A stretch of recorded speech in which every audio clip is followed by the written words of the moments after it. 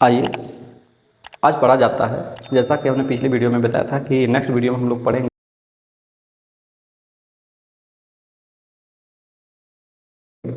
मोलरता, मोललता और mole fraction.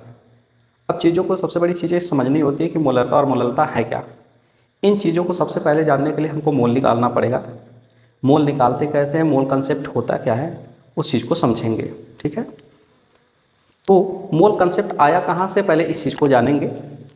फिर मोलरता क्या होती है, मोललता क्या होती है, मोलल विलयन क्या होता है, और मोल फ्रैक्शन यानी मोल अंश और मोल प्रभाज क्या होते हैं। मोल फ्रैक्शन, मोल अंश, मोल प्रभाज तीनों एक ही चीज़ है। अब जैसे मोल कॉन्सेप्ट आया कहाँ से, उस चीज़ को समझेंगे। जैसे देखिए ध्यान से, होता क्या है कि जब कोई दो चीज़ रहती है, दो वस्तु को या दो पीस वस्तु को जोड़ा कहा जाता है, यही ना। 12 पीस अगर कोई वस्तु रहती है तो उसे कहा जाता है दर्जन। उसी तरह से कोई 100 वस्तु अगर है तो उसे हम कहेंगे सैकड़ा। इसी अनुसार में, इसी क्रम में एक वैज्ञानिक थे एवोगैड्रो, उन्होंने बताया था कि अगर कोई चीज़ 6.022 × 10⁻23 वस्तु है या 23 कण है, कण या वस्तु कह सकते हैं, उसे कहा जाता है एक मोल। यही ना, जैसे अगर एक दर्जन में 12 चीज़ें होती, 12 वस्तु होती है, उसी तरह एक मोल में 6.022 × 23 अगर कण होते उसे कहा जाता है एक मोल। और इसी को कहा जाता है एवोगैड्रो नंबर। ठीक है, इसको दिखाते किससे हैं, Na से। Na मतलब होता है एवोगैड्रो नंबर। हुआ क्या था, अब इस बात पे चलेंगे तो पहले मोल निकालना क्या होता है। इसका मतलब होता है कि जब भी इतने कण अगर आपको कहीं दिखाई देते हैं तो आप तुरंत कहिए कि क्या है, एक मोल है।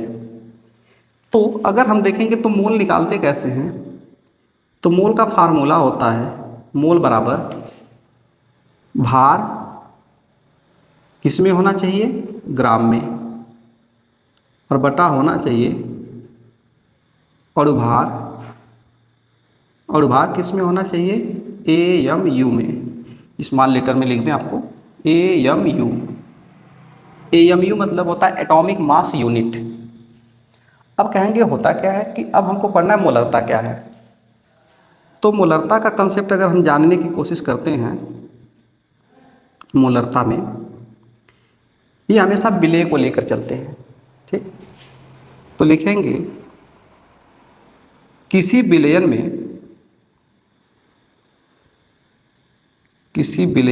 में घुले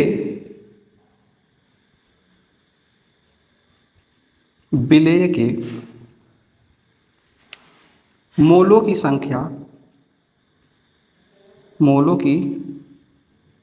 संख्या जो प्रति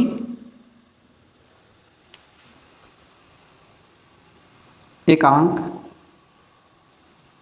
आयतन में उपस्थित है या घुला है, या कह सकते में विलीन है,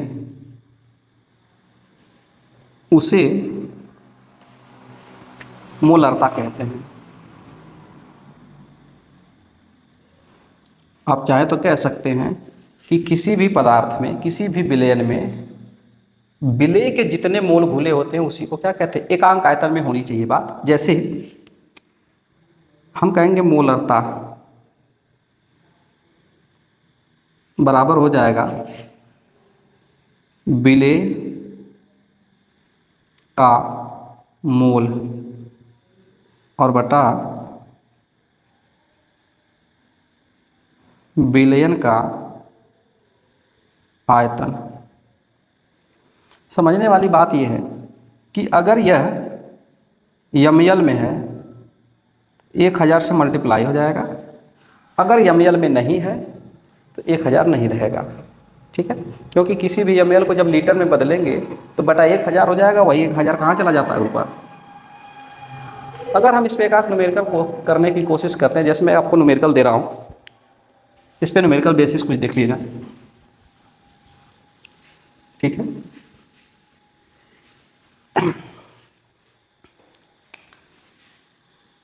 एक 120 ग्राम यूरिया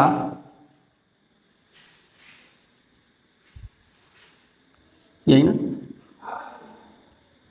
जल में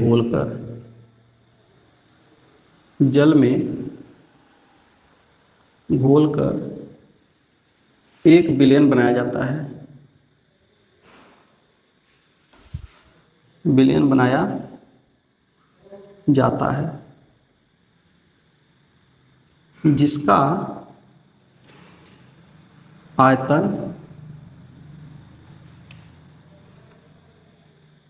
200 ml है। तो मोलरता कितनी होगी? मोलरता ज्ञात कीजिए। ये ना, यहाँ पे समझने योग्य बात ये है, अब जैसे हम इसका सलूशन निकालते हैं तो इसका हल जो होगा, पहले हम देखेंगे विलेय के मोल कितने होंगे। विलेय के मोल, तो मोल बराबर होता है भार बटा अणुभार।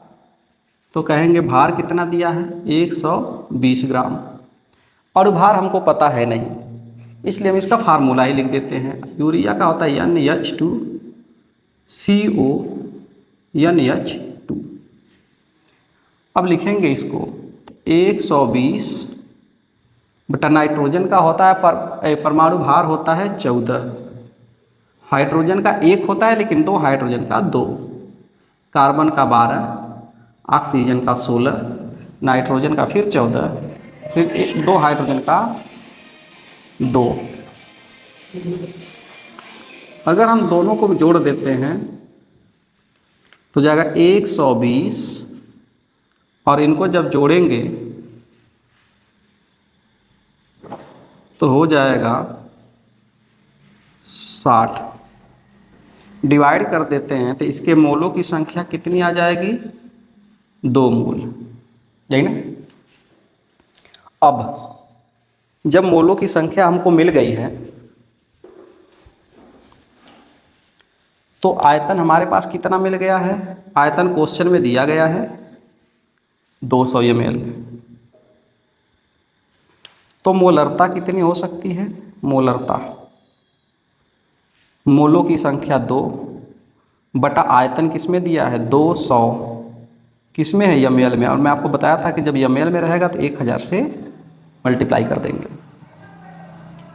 2 0 से कैंसिल, 2 से 2 कैंसिल, यानी m बराबर हो सकता है 10। या इसको लिखेंगे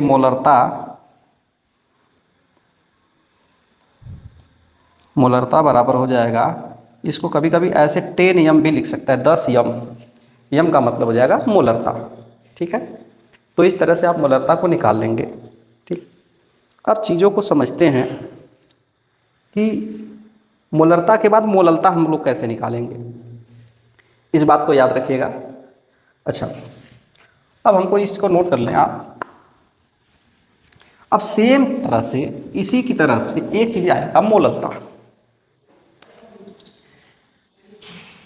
मोललता, मोलैलिटी होता क्या है? एकांक विलायक द्रव्यमान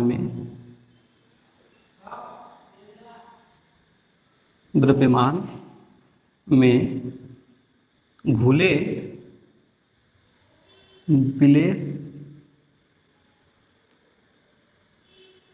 के मोल को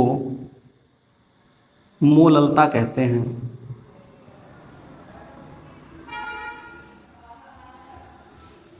ये ना, इसमें ध्यान से समझेंगे, इसमें डिफरेंट है। इसको स्मॉल m से दिखाएंगे, इसमें भी मोलों की संख्या क्या होगी? विलेय के मोल बटा विलायक का द्रव्यमान। और जबकि इसमें मैं आपको डिफरेंट दिखा दूं, मोलरता बराबर होता है, मोलरता बराबर होता है विलेय के मोल बटा विलयन का आयतन। यहाँ से बहुत सारी चीज़ें क्लियर हो जानी चाहिए आपको। दोनों में विलेय के मोल रहेंगे, परंतु मोललता में विलायक का द्रव्यमान होना चाहिए, विलायक का।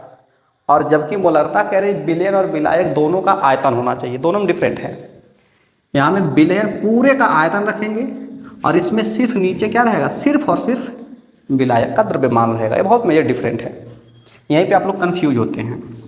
ठीक है, अब जैसे क्वेश्चन है, उसी क्वेश्चन को अगर हम दोबारा रिपीट करते हैं तो अगर लिख देते हैं, सेम क्वेश्चन को दोहराते हैं, अगर 120 ग्राम यूरिया को, यही ना, 200 ग्राम जल में घोलकर एक विलयन बनाया जाता है। विलयन बनाया जाता है तो मोललता ज्ञात कीजिए।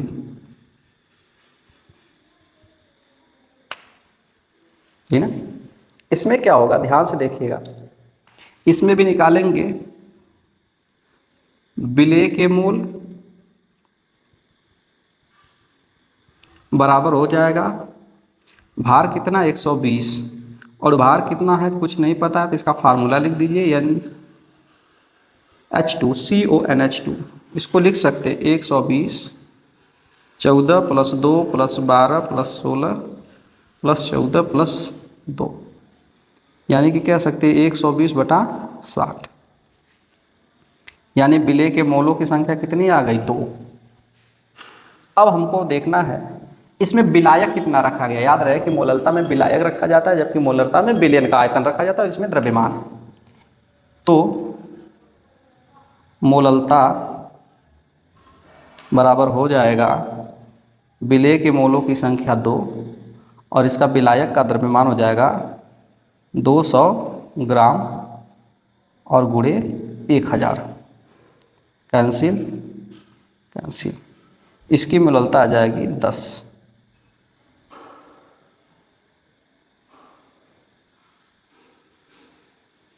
ये ना, अब इस चीज़ को नोट कर लें आप। इसकी एक और पॉइंट आती है कि मोलल विलयन किसे कहते हैं, है ना, तो इसको हटा दें। मोलल विलयन किसे कहते हैं, जब किसी विलयन की मोललता 1 हो जाए तो उसे मोलर विलयन कहते हैं। विलयन कहते हैं।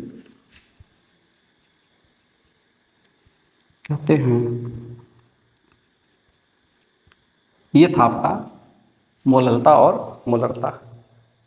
अब हम जानने की कोशिश करेंगे कि मोलरता के आधार पे मोल फ्रैक्शन, मोल अंश या मोल प्रभाज क्या होता है।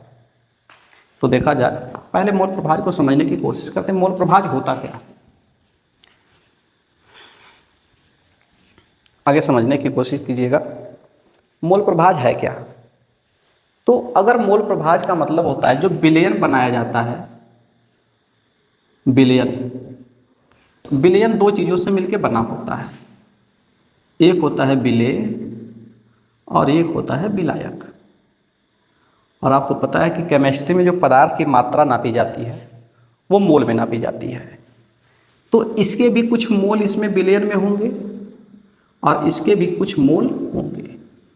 ठीक ना। तो जब कोई विलेय बनता है तो उसमें कम से कम 2 कंपोनेंट होते हैं, एक होगा विलेय, एक होगा विलायक।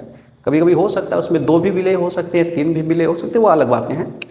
लेकिन अगर किसी विलयन में 2 चीज़ें, इसके भी कुछ मोल होंगे डिसॉल्व, इसके भी कुछ पार्टिसिपेट करेंगे मोल, तो जो दोनों की हिस्सेदारी होती है ना, उसी को हम लोग क्या कहते हैं, मोल अंश। ठीक है।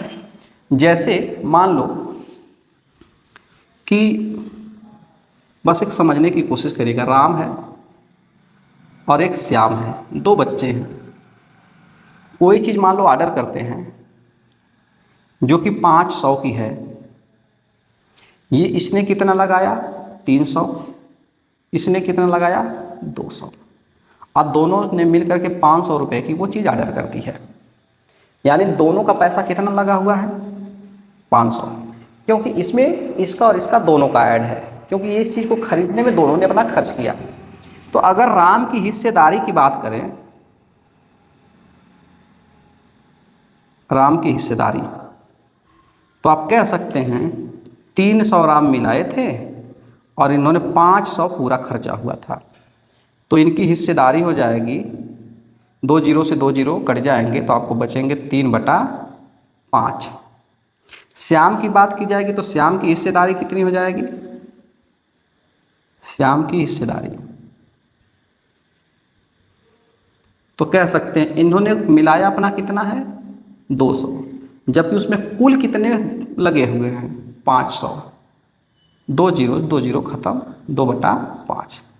ये है श्याम की हिस्सेदारी। समझिए बात। उसी तरह से सेम तरीका से मोल अंश भी है। ठीक है। अब देखिएगा, मोल अंश और मोल प्रभाज, मोल फ्रैक्शन, मोल अंश, मोल प्रभाज और अंग्रेजी में इसको कहते हैं मोल फ्रैक्शन। ठीक।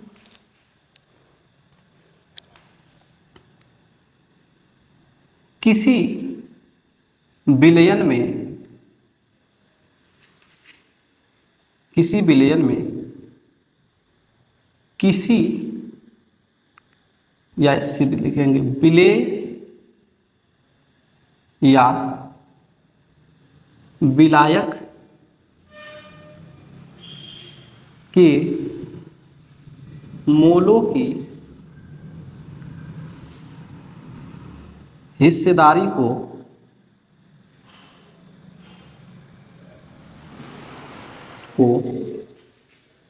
मोल अंश कहते हैं, मोल अंश कहते हैं। ठीक है। इसका मात्रक कुछ नहीं होता है, देख लिया जाएगा कैसे।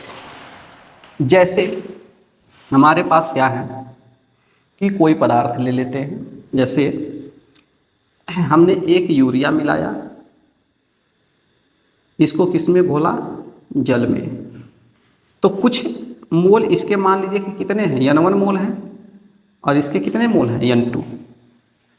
तो कुल मोलों की संख्या कितनी हो जाएगी, N1 प्लस N2। ये टोटल मोल हो गए। तो अगर पूछेंगे यूरिया की हिस्सेदारी, हिस्सेदारी जीटा, तो क्या लिखेंगे, यूरिया का मोल कितना हो जाएगा N1, और इसका कुल मोल जो उस पूरे विलेय में सम्मिलित है वो कितने हैं, N1 प्लस N2। अगर हम कहते हैं जल के मोलों की हिस्सेदारी, और इसी हिस्सेदारी को क्या कहते हैं, मोल अंश, जीटा 2 भी कह सकते हैं आप चाहें तो, बराबर हो जाएगा N2 और बटा N1 plus N2। N1 plus N2 क्या है, मोल, यानी टोटल मोलों की संख्या है। हमेशा याद रखिएगा, टोटल जीटा 1 प्लस जीटा 2 बराबर, जब भी सभी मोलों को जोड़ देंगे कितना हो जाएगा, N1 प्लस N2, और पूरे का प्लस हो जाएगा N2 बटा N1 प्लस N2। आप यहाँ से कह सकते हैं, अगर आपने मैथमेटिक्स पढ़ी है तो भिन्नों में आपने सीखा होगा कि जब हर दोनों के बराबर होते हैं तो अंशों को जोड़ लिया जाता है। तो अंश हो जाएंगे N1 प्लस N2, क्योंकि दोनों के हर क्या है, बराबर है, n1 प्लस n2, दोनों सेम सेम चीज़ है तो कट जाएंगे आपस में, क्या हो जाएगा 1, यानी जीटा 1 प्लस जीटा 2 हमेशा कितना होना चाहिए, 1 होना चाहिए। ठीक है, जब दो चीज़ों की हिस्सेदारी को जोड़ दिया जाता है तो कितना आता है, 1। अब कहेंगे इसका मात्रक क्यों नहीं होगा, तो सोचिए ऊपर भी मोल है और नीचे भी क्या है, टोटल मोल है, यानी कि ये भी मोल है, तो मोल मोल खत्म हो जाएगा, क्या हो जाएगा 1, तो इसका कोई मात्रक नहीं बनेगा। अब कहेंगे कि आप और एग्जाम्पल दे लीजिए, है ना। तो जैसे हम लोग देखते हैं,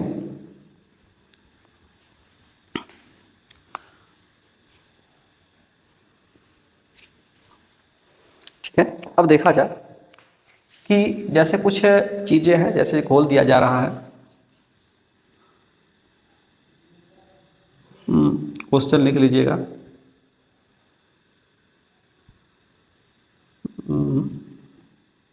इसको 117 ग्राम NaCl को,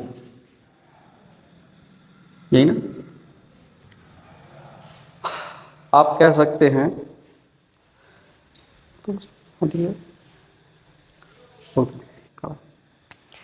तो इस पर न्यूमेरिकल लगाते हैं। जैसे क्वेश्चन है 117 ग्राम NaCl यानी कि नमक को 144 ग्राम जल में घोला जाता है, जल में घोला जाता है, तो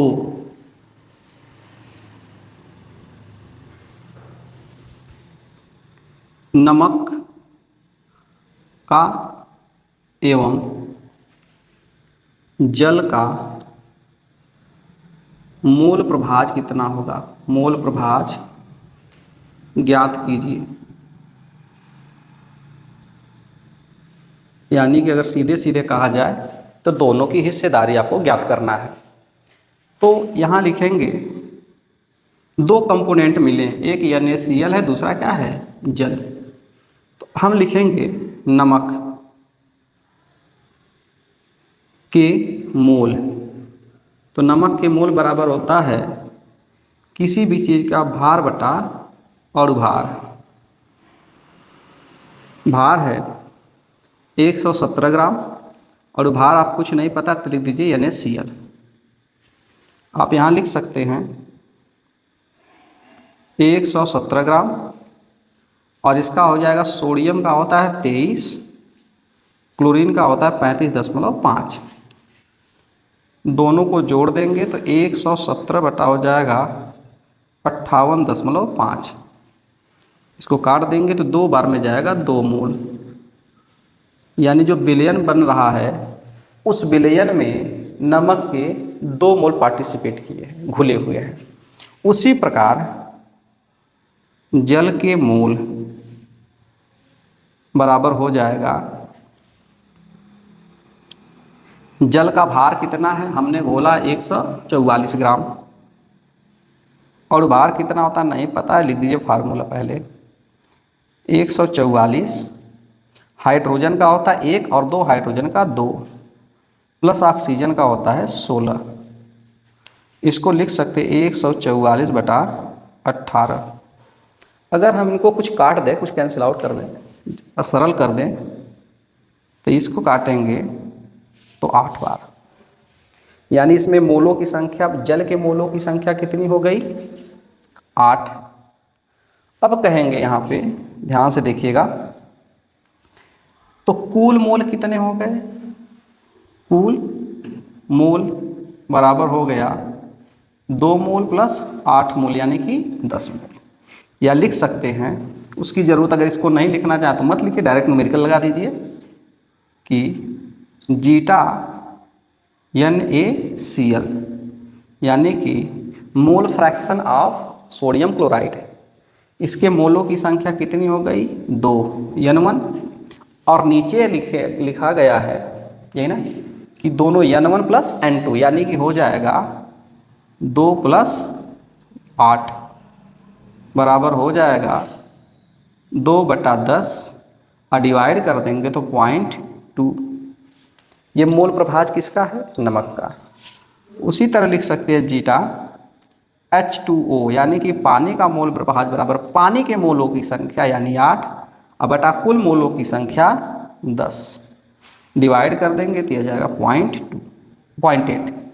इस तरह आप मोलों की संख्या को निकाल लेंगे, यानी कि इसको क्या कहेंगे, जो हमने निकाला है ये सारी चीज़ें ये क्या हैं? मोल अंश हैं। और मोल अंश निकालने का यही तरीका होता है। इस पे और भी क्वेश्चन करा दिए जाएंगे आपको। अगली वीडियो में आपसे मिलते हैं।